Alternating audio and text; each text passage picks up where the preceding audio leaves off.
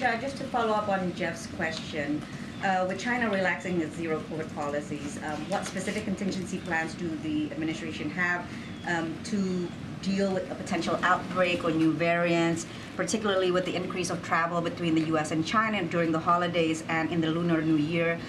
And do those considerations at this point include any talks of a travel ban? Yeah, so we have a very robust surveillance program where we use for travelers as people come in terms of identifying people who are infected, tracking variants. That continues.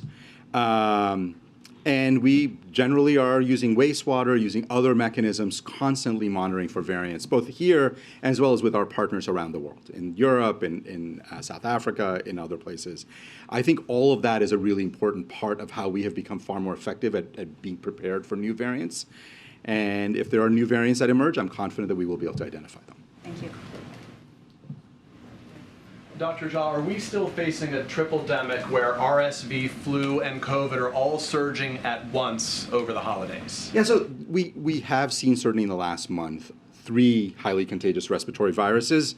As you mentioned, RSV, flu, and COVID. Let me tell you what we know about them. RSV nationally looks like it has clearly peaked and is on its way down. There's still places that have very high levels of RSV. But nationally, there's no question in my mind RSV is heading down. You know, flu is rising in many parts of the country. We're probably the worst flu outbreak we've seen in a decade. And there are some places where flu may be peaking, but it's very early data. But a lot of flu out there, again, the worst in a decade. And then we talked about COVID, where clearly it's on an upswing with increasing number of cases.